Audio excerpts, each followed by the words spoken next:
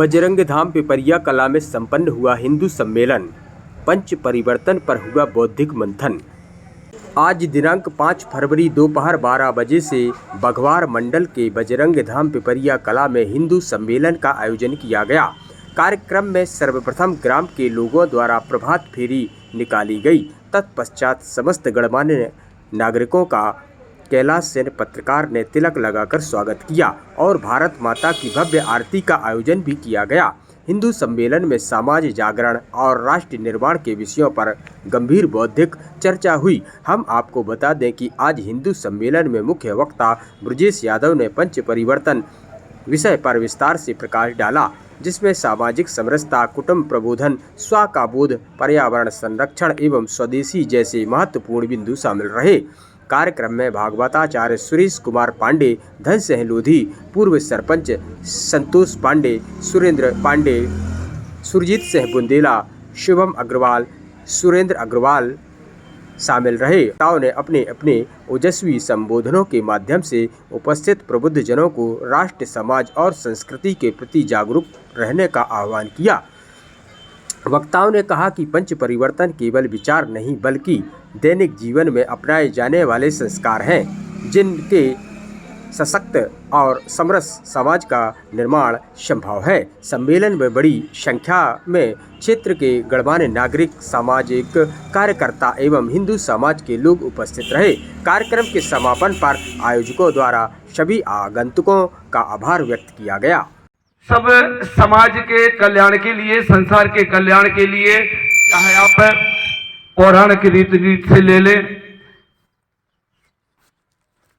अवतारों की परंपरा में भगवान राम और कृष्ण आए और सभी प्रवर्तकों के रूप में और भी भगवान के अंशधर अंशावतार भगवान बुद्ध आए, महावीर आए, जिन्होंने समाज को सुधारने का ही काम किया है। भगवान कृष्ण प्रभु ने श्रीमद् भागवत गीता में बड़ा ही एक अच्छा श्लोक आया है गीता में, आप सबने पढ़ा होगा, और यही बात कही है कि भारत में एकता, अखंडता, एकात्मता, तादात्म्यता और संघ शक्ति, संघ में बड़ी ही शक्ति है। अन्वय व्यतिरेकाभ्याम यब स्यात् सर्वत्र सर्वदा, जैसे माला होती, माला में दाने होते, उन दानों में एक सूत्र पिरोया होता है, तो वो जितने दाने माला के होते हैं वो, लेकिन उस सूत्र सबको पिरो करके रखता है, खंड खंड नहीं हो पाते। इसी तरह से अपना ये भारत राष्ट्र एक ऐसा एक सूत्र है कि सभी नागरिक, सभी भारतवासी, चाहे वो किसी भी धर्म, समुदाय, वर्ग के हों, उन सबको मांग की गई है, समय की पुकार है कि सब एकत्रित हों, संगठित हों, उठें और जागें और सबके प्रयास आगे चल पड़े तो एक दिन राष्ट्र, एक स्वर्णिम भारत की परिकल्पना, रामराज की परिकल्पना, जैसा कि संत लोग बोलते हैं, वह सब अपने भारत में एक 21वीं सदी उज्जवल भविष्य के रूप में इसके दर्शन हो रहे हैं। जगह जगह पे आप हम सब ये सब देख रहे हैं और कहाँ पहुंच गया है ये अपना भारत देश। तो भगवान ने क्या बोला है, चातुर्वर्ण्य मया सृष्टि गुण कर्म विभागसा, गीता से ही है श्लोक। यह जो अब विविधा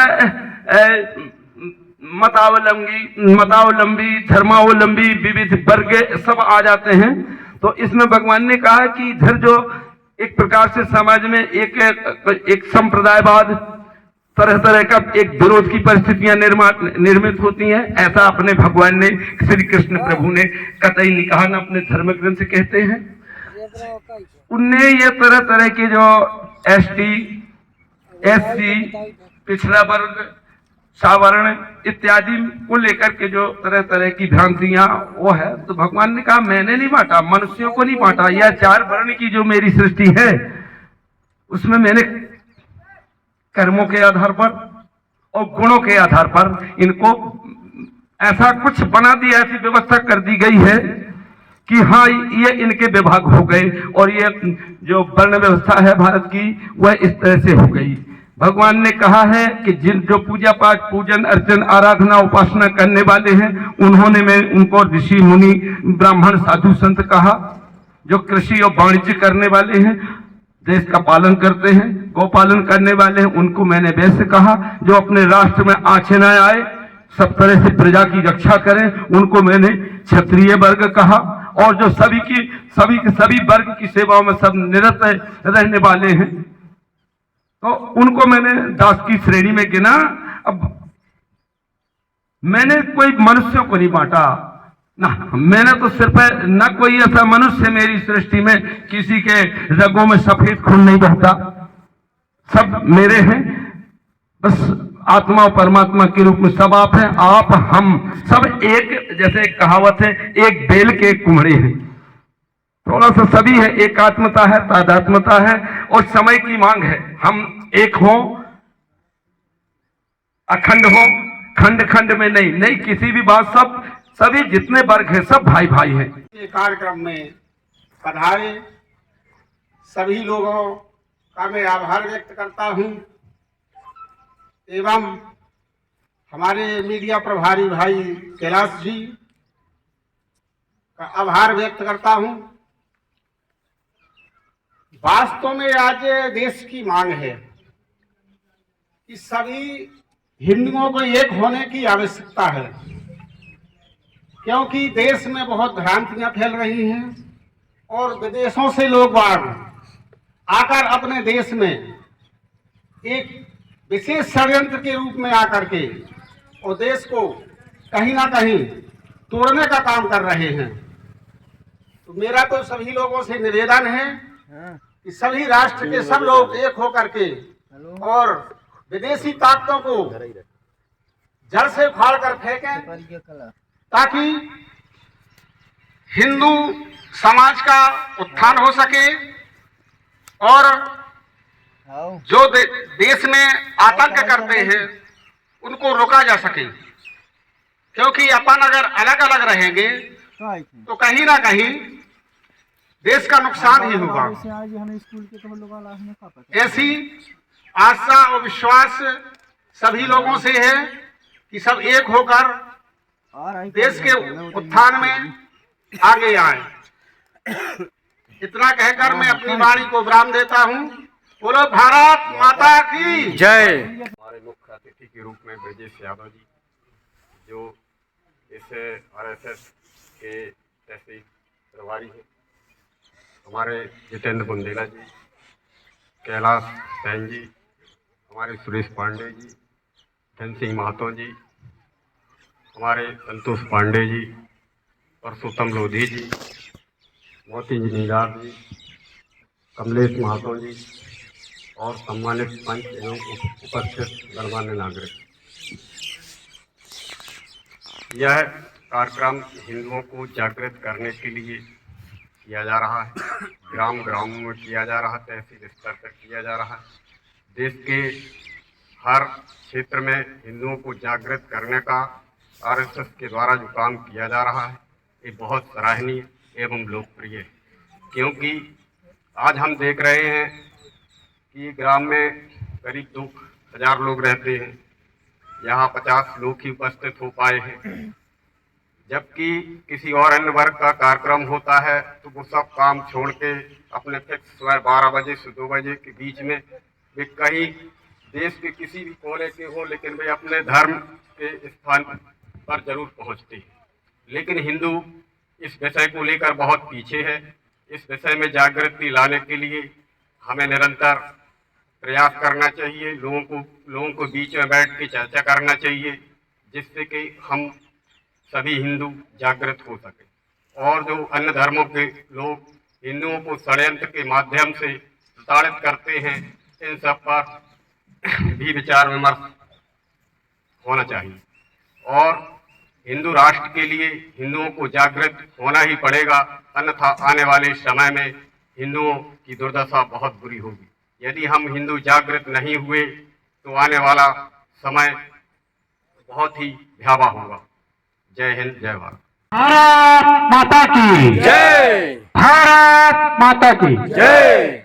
सम्मानीय मंच एवं इस प्रांगण में विराजमान समस्त नगर के गणमान्य लोगों के अंदर विराजमान उस दिव्य परमात्मा को मैं नमन करता हूं। ये हिंदू सम्मेलन पिपरिया कला में क्यों करना पड़ा,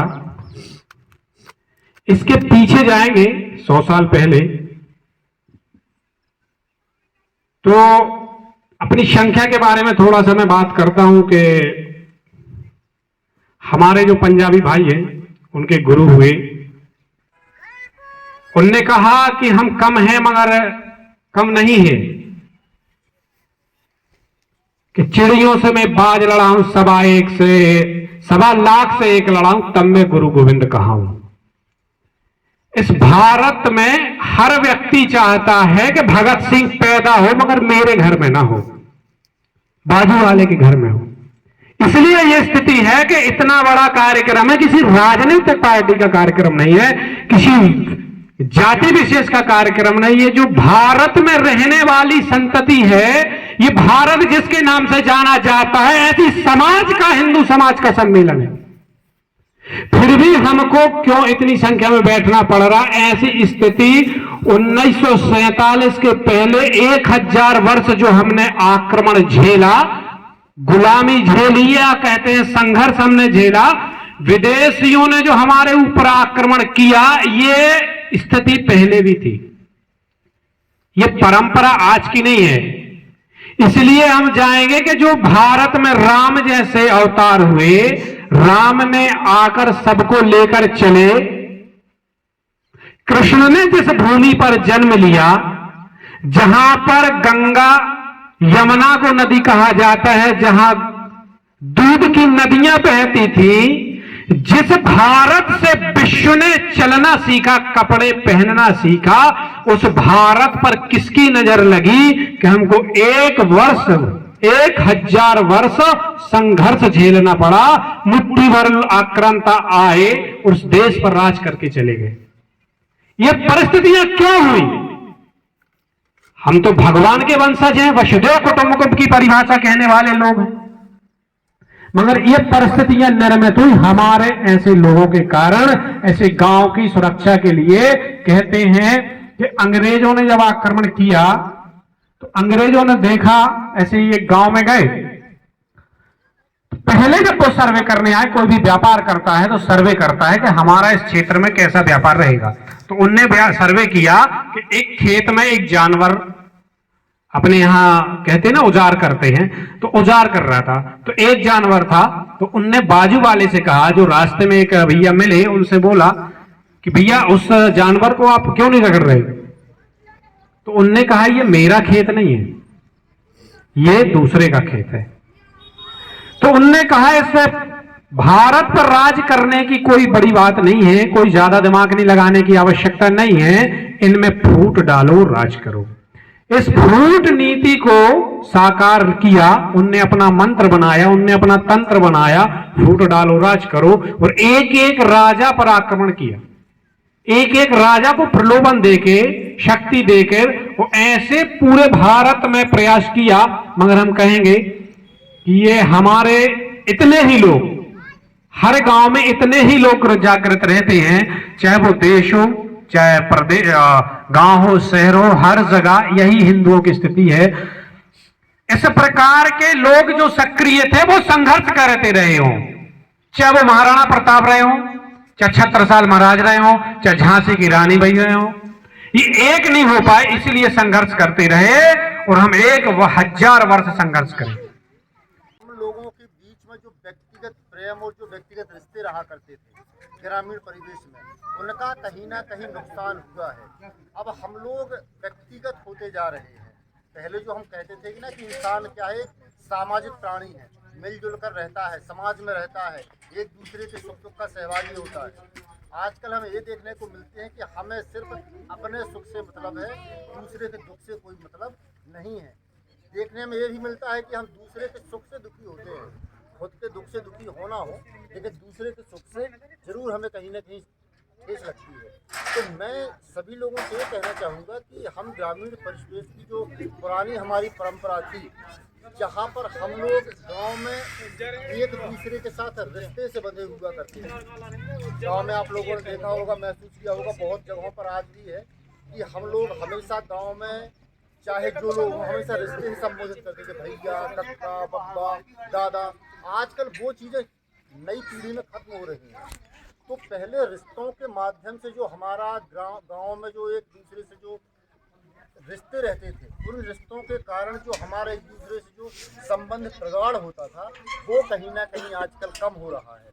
तो गांव के जिम्मेदार नागरिक होने के नाते हमारा व्यक्तिगत कर्तव्य बनता है कि हम अपनी आने वाली नई पीढ़ी को अपने सामाजिक मूल्यों के बारे में सचेत करें, उन्हें बताएं कि हम गांव के निवासी हैं और गांव में हम लोग एक दूसरे के साथ रिश्ते से बंधे हुए लोग हैं।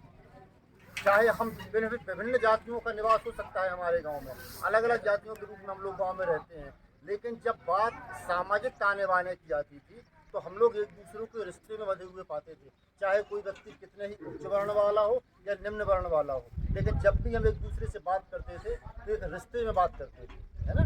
तो वो हमें करना है। उसके साथ साथ हमें ये भी देखना है कि हम अक्सर ये देखा करते हैं कि संविधान हमें अधिकार क्या देता है। सबको संवैधानिक अधिकारों के बारे में पता होगा कि अगर किसी व्यक्ति ने किसी व्यक्ति को धक्का मार दिया तो हमको ये पता है कि हमको तुरंत पुलिस थाने चले जाना है, इतना सब लोग जानते हैं। लेकिन हम ये नहीं जानते कि भारत देश का नागरिक होने के नाते हमारे राष्ट्रीय कर्तव्य क्या हैं, देश के लिए हमें क्या करना है। संविधान हमें 6 अधिकार देता है लेकिन 11 कर्तव्यों में बांधता है। अधिकार सबको पता होंगे लेकिन जब बात कर्तव्यों की आती है तो हमें कुछ भी नहीं पता।